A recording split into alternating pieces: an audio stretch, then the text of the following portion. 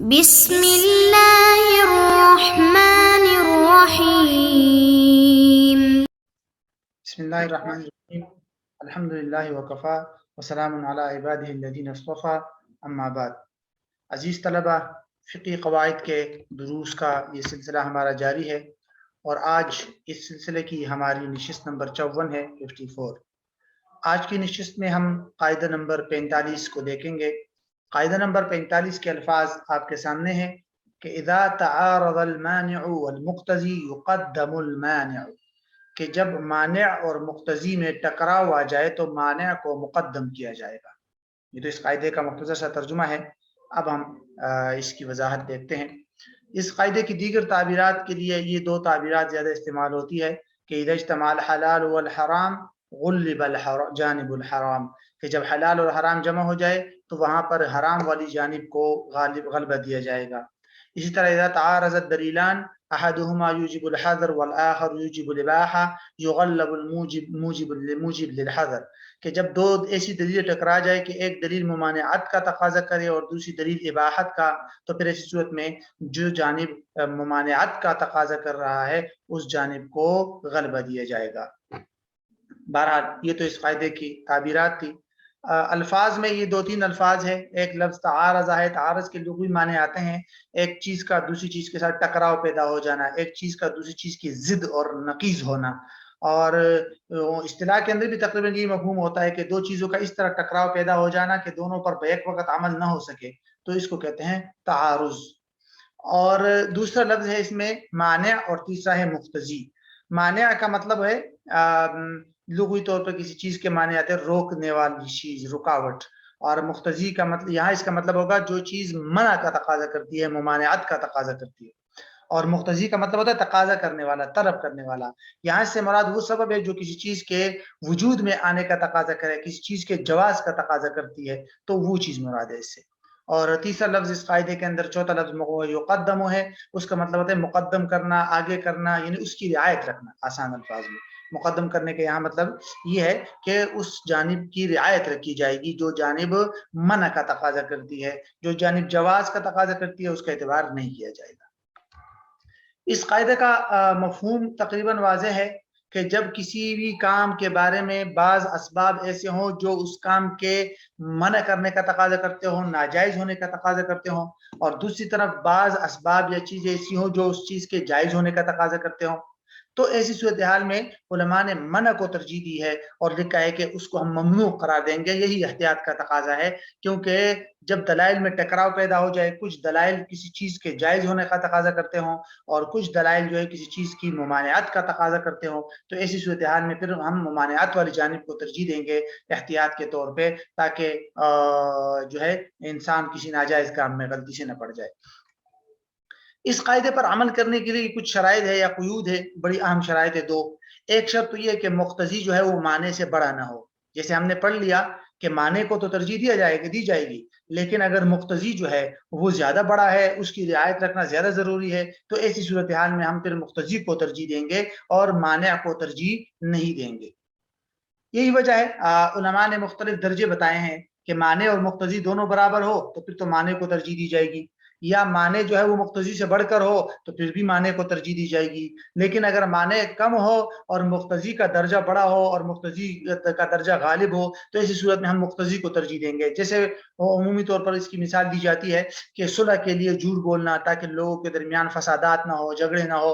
اب وہاں پر جھوٹ بولنے کا ایک اعتبار سے ہم دیکھیں گے تو جھوٹ منع ہے، لیکن دوسرے اعتبار سے ہم دیکھیں گے تقاضا ہے کہ بھئی لوگوں کے درمیان صلح ہو جائے اور لوگوں کے درمیان مزید فسادات اور جھگڑے نہ ہو، تاکہ وہ تو بڑی خرابیاں ہے۔ تو ایسی صورتحال میں پھر مقتضی کی ترجیح دے کر علماء نے جھوٹ کی اجازت دی ہے۔ بہرحال اس کو بھی پھر علماء کی اجتہادات میں دیکھ کر فیصلہ کرنا پڑتا ہے۔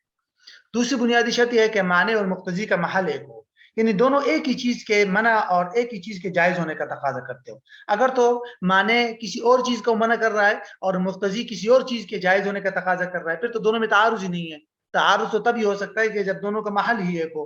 اگر دونوں کا محل ہی الگ الگ ہے تو پھر تو بات ہی نہیں ہے کوئی۔ تو ایسی صورتحال میں پھر اس قاعدے پر عمل کرنے کی ضرورت نہیں ہے، وہ تو پھر تعارض ہی نہیں ہے۔ اس قاعدے کی دلیل تو علماء کئی قسم کے دلائل دیتے ہیں۔ بنیادی طور پر تو وہ دلائل بھی اس میں ذکر کیے جاتے ہیں کہ جس میں آتا ہے کہ آپ صلی اللہ علیہ وسلم نے فرمایا کہ ما نہیتکم عنہ فاجتنبوہ، یعنی جس چیز سے میں نے منع کیا اس سے بچو، اور جس کا میں نے حکم دیا ہے اس کو بقدر استطاعت کرو. کیونکہ نہیں اور ممانعات والی سائڈ جو ہے وہ ذرا مضبوط ہے، تو اس لیے علماء نے اسی سائڈ کو ترجیح دی ہے. تاکہ، اور دوسری وجہ یہ بھی ہے اس کی دلیل کی کہ احتیاط بھی اس میں ہے تاکہ انسان غلطی میں پڑ جائے. اور تیسری یہ بھی ہے کہ بھئی یہی وجہ ہے کہ علماء نے اور بھی جیسے قواعد ذکر کیے ہیں، کیونکہ شریعت کی نظر میں دفع مفسدہ یا ناجائز چیز میں پڑنا، اس کو دور کرنا، ناجائز چیز کو دور کرنا زیادہ بہتر ہے بنسبت جائز چیز پہ عمل کرنے کے. یہی وجہ ہے نا کہ جیسے قواعد بھی نظر آتے ہیں، درء المفاسد اولا من جلب المنافع، اور اذا اجتمع الحلال والحرام غلب الحرام. تو یہ جو سارے قواعد ہے، یہ ان کا بنیادی تقاضا یہی ہے کہ بھئی احتیاط کا تقاضا کرے انسان اور کسی ناجائز کام میں پڑنے سے بچے. تفریعات اس قاعدے کی ویسے تو کئی تفریعات ہیں، اور بس یہ 2-3 مثالیں دیکھ لی جائے کہ مرض الموت میں وارث اور اجنبی کے لیے وصیت کرنا. ایک آدمی ہے اور ایسی بیماری میں مبتلا ہے کہ اسی بیماری میں اس کا انتقال ہوتا ہے، اور وہ ایک اجنبی شخص کے لیے بلکہ اور وارث کے لیے بھی، دونوں کے لیے مشترکہ چیز یا دین کا اقرار کر لے کہ بھئی یہ جو زید اور عمر ہے ان دونوں کا میرے ذمہ میں اتنا قرض ہے. اب زید جو ہے اس کا وارث بھی ہے. اب یہاں ایک جانب ہم دیکھیں گے تو مانع ہے اور دوسری جانب مقتضی ہے کہ وارث کے لیے وصیت کی جا رہی ہے، تو اس کا تقاضا ہے کہ وصیت غلط ہو کیونکہ وارث کے لیے وصیت جائز ہی نہیں ہے.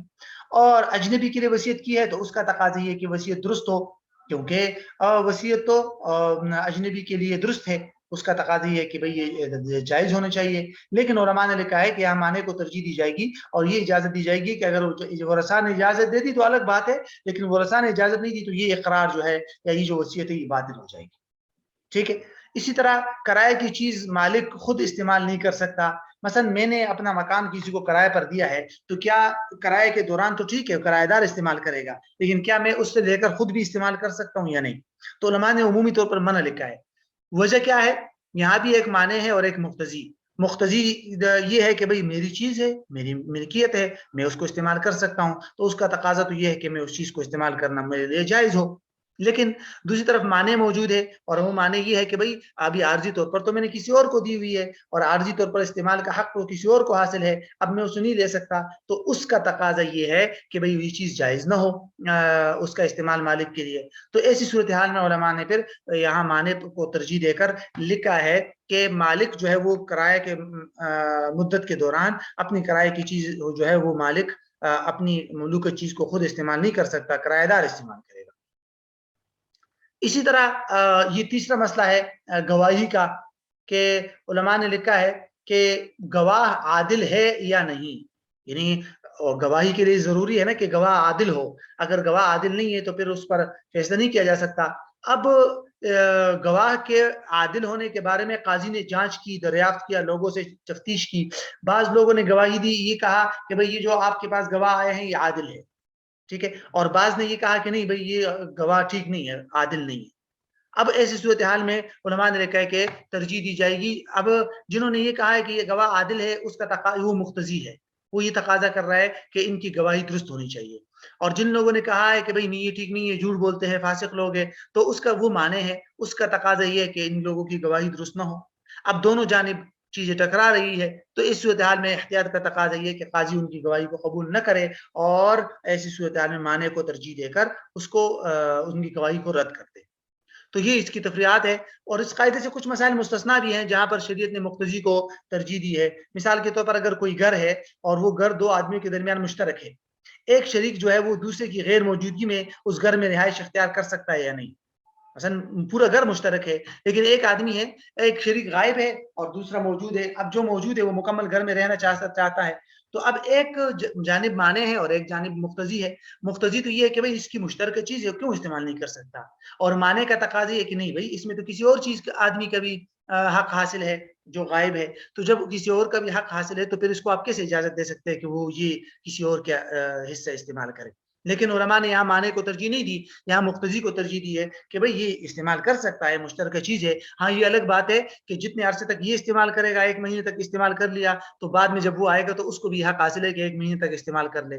یا اس نے اس کے حصے کو استعمال کیا اپنے شریک والے حصے کا تو پھر اس شریک والے حصے کا کرایہ دے دے. مثلا اگر آدھا آدھا مکان ہے دونوں کا اور اس گھر کا عمومی طور پر کرایہ ماہانہ 10,000 ہے تو یہ اپنے اس دوست کو ماہانہ 5,000 روپے دے گا, باقی کیونکہ آدھا حصہ اپنا استعمال کر رہا ہے آدھا حصہ اس کا استعمال کر رہا ہے.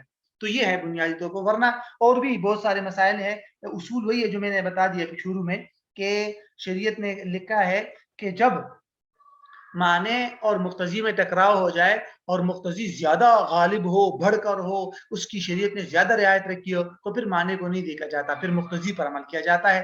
تو وہ ساری مثالیں جو اس اصول کے تحت آئے گی فقہ کے اندر جو آئے گی تو وہ اس قاعدے سے مستثنیات شمار کی جائے گی. بہرحال یہ اس قاعدے کی مختصر سی وضاحت تھی جو آپ کے سامنے آ گئی.